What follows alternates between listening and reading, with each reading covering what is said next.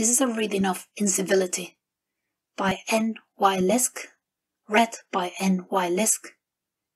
Warnings for non-con, forced breeding, father-son incest, step-uncle, nephew incest, hidden, off-screen xenophobia, non-shifter, omegaverse, historical.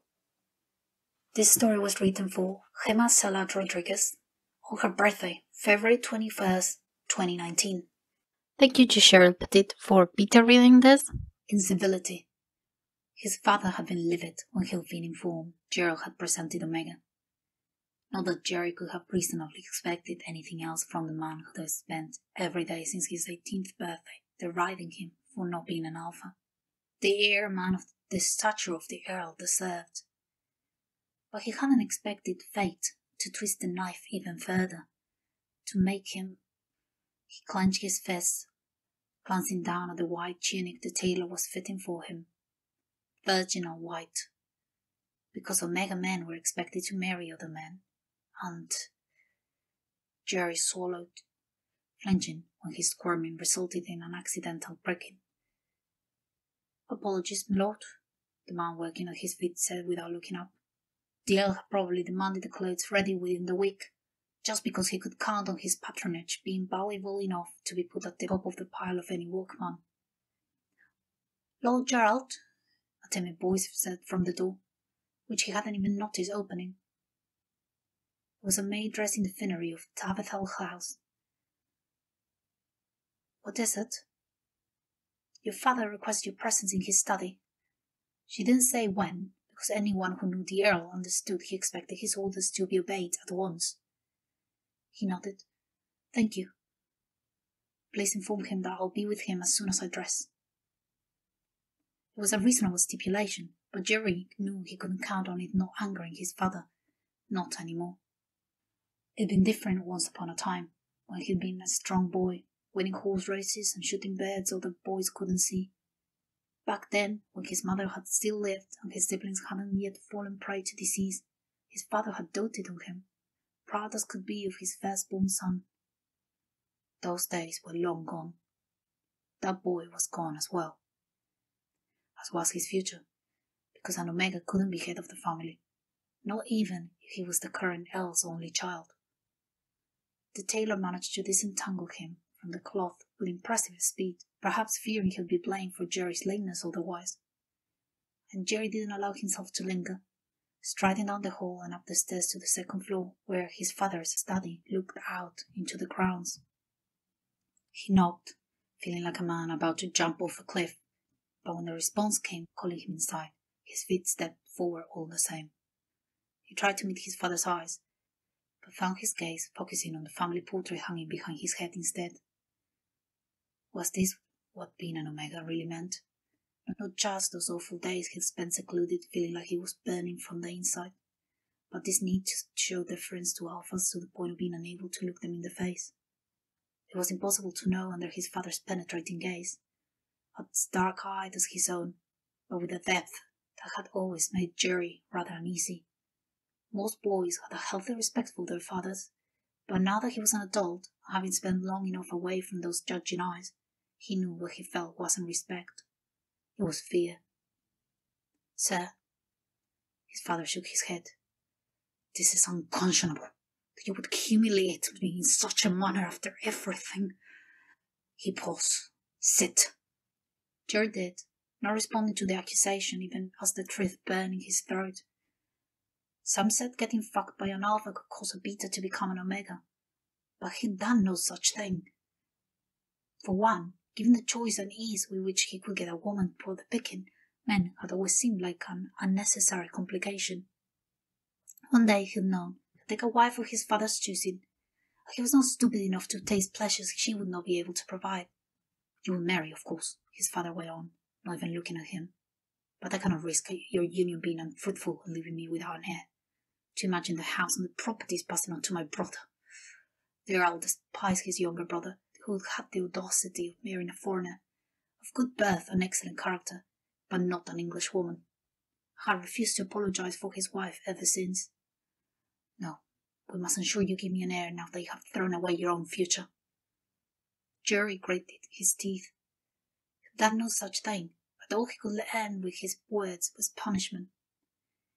You will have suitors plenty, starting with my dear friend Bernard, his father continued. If he doesn't want you, then we will invite others. Gerry flinched, thinking of the hulking bear of a man who shadowed his father since their school days. He was the second son of a minor noble, and he had never married, residing in Tavethel Castle where he was not away on business. He knew he had to marry a man now, an alpha, but to think of his father's right-hand man touching him. Father, he managed to say, I am sorry, but you must see Uncle Bernard. His family. I cannot possibly. Nonsense, his father cut him off. There is no blood relation. I know, but to take him to husband. Gerrald, his father said icily, do you intend to disappoint me again? He did not raise his voice in the least, but the promise of violence was all the more clear for it. His father hadn't hit him since he had been a boy, but he didn't doubt he would do it again if provoked. No, he choked out, heart battering his chest like an exotic bird in a cage. He felt equally trapped, plucked from the colourful parties of London and brought back to the dreary castle where he lost everyone he ever loved. Then you will do as you are told and comport yourself in a manner befitting your station. You may no longer be my heir, but you are still a child of this house, and you owe it your allegiance and respect. Gerry locked his eyes on the carpet, where it was different from the one where he had knelt to be keen as a boy, he noted. His father's young wife, the one who failed to provide him with the spare heirs he wanted so desperately, had probably had it changed. Yes, father. It hurts, Gerry whimpered, as his uncle's thick fingers thrust inside him. His body was producing as much sleep as it could, but it wasn't enough. He had never done anything close to this, and he was stiff with fear, shaking in the man's hold. You're wet, Bernard told him. He'll fit. Gerry clenched his eyes close, trying his best not to panic. It would only be worse if he fought, he knew it. His father had ordered him to take Bernard as his first suitor, to let the man fuck him in hopes of getting him with child. And if he succeeded, they would be married, and this would be Gerry's life. But what choice did he have? And Omega was under the legal guardianship of his oldest male relative until he got married, just like a woman. His father had every right to tell him who to bed, and when, even if a wedding would be expected for propriety's sake.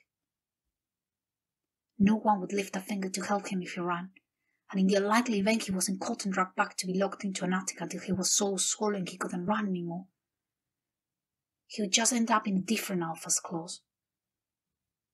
Bernard's fingers moved out of him, rubbing off his insides roughly. Gerry was naked, but his suitor was still fully dressed, which was the only small mercy, because he hadn't seen the other man's stand yet. He could hardly. He's ready, Bernard called out, loud enough to startle him. Gerry opened his eyes, frowning at the man above him, but his uncle was turned away from him. The words made no sense. Was he speaking to someone else? And then the door opened. He knew at once it wasn't a servant. There was no softness or care for the sound it might make, and a moment later his father strode into the room, making him scramble for the sheets to cover himself. What? Be silent, Gerrald, his father told him with a dismissive look. Omegas do not speak unless spoken to. He closed his mouth, but he curled his legs under himself, watching as his father's right-hand man stood and nodded to his master. Very well, the Earl said. You spoke with the staff? You will not be disturbed, came the response.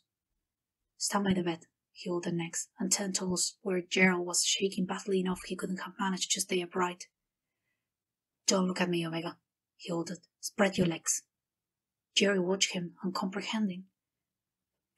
Father? And do not call me that, the Earl continued. I could have never fathered such a weakling. Your mother must have betrayed me. That shocked Gerry into raising his voice. Father, how dare you? The blow landed on his stomach, robbing him of the breath he needed to speak. Once he could breathe again, it was only to cry out as the pain irradiated from his middle up to his chest, leaving him curled up in a mess on the bed. "Bernard," his father said irritably above him, "have you forgotten the goal of this night?" "No, sir." "Then aim your blows better next time," he said with apparent tiredness. "Yes, sir." "Spread him for me," came the next order, and Jerry felt thick hands take hold of his ankles, yanking on them until he was once again flat on the bed. He couldn't quite let go of his aching belly on time to even attempt to stop them. Not that he could have fought off a man of Uncle Bernard's size. And then his brain seemed to catch up with what his father was saying. "No!" he screamed, struggling to sit up. This time the blow was to the face, and it was his father who delivered it, sending him sprawling onto his back once again. "Please," he asked, vision blurring as tears filled his eyes. "Please don't do this. I'll marry him. You think I'll risk another weakling like you bearing my name?" Gerrald almost spat, leaning over him and taking hold of his wrists, effectively pinning him completely. "My wife was a beta. Good family, of course, but she could have spread for anyone. I would never know I was raising a bastard. With you, though, I can make sure. Do not move, Omega." The order was delivered with all of his father's alpha will behind it, and shot through Jerry's body like electricity. He felt his legs being spread as he stared up at his father, opening his breeches and pulling out his cock. He was hard, his brain provided blankly, even as he felt his own body react to protect him and start lubricating his previously stretched hole. It was too much, enough that when he was left momentarily unattended, he managed to move his body despite the order and roll to the side. It was useless, naturally. Uncle Bernard yanked him back onto the bed at once, growling an order of his own. "Stay, or I'll fuck your mouth as your daddy does your cunt." Jerry started crying openly at that, ending a scoff from the big man still holding his wrists to the bed as his father pushed his knees towards his chest to expose his opening. "Please," he said again and again, legs twitching but not obeying his orders to kick. "Please don't." Neither man seemed to hear, and then he felt it, a blunt pressure, much larger than fingers, and then the pain, tearing as he was thrust into, deep and never-ending. He screamed again, but it was blocked by the big palm covering his mouth, already prepared to muffle any sound he made as he was rotted into, again and again, no care for his body, just as there had been no care for his mind. His legs were held into a vice at each side of the alpha mounting him, and his hands were going numb from Bernard holding them both in one of his gigantic paws. He closed his eyes, still struggling as much as he could. He couldn't breathe, and he couldn't make them stop, and this couldn't. And then his father got louder, and his heavy breath turned into grunts as he started coming deep within Gerald's body. He bucked under the weight, disgust overpowering the orders and the sheer physical impossibility of freeing himself. But it made no difference to the alphas. His father's fingers dug into his hips, keeping them joined, and then the pain, which his body's natural abilities had somehow alleviated, started gaining again, pressure mounting and mounting. His squirm, whimpering, echoing loudly in his own ears, and then he understood what was happening, and the horror hit him all at once. A knot was forming inside him to ensure it. "No! Stop!" He tore his head sideways, hurting his neck, and managing to get his screams out, but soon his mouth was covered again. His movements did nothing but make the man buried in his arse shove a little as if trying to get deeper, as his cock grew enough to become locked inside Jerry's hole. As it happened, Gerald's muscles slackened, like he'd been knocked out, his whole body giving way to the alpha taking him, breathing him. He could barely blink, and focus gaze wavering on the canopy of the bed. "Move," Gerrald ordered, a little breathless but seemingly unaffected by what he'd done to his son, by what he was still doing, buried to the guilt in the body he himself helped form. Uncle Bernard climbed off the bed rather stiffly. For the first time, Jerry saw his father's face. He was dizzy, probably an effect of what was being done to him, but it was a face he knew well, whether fantasies Gerrald had concocted. Gerry had inherited his nose and his brow. Not his eyes, though. He had his mother's eyes. The colour was the only similarity. His father reached out, and Gerry tensed, expecting a blow.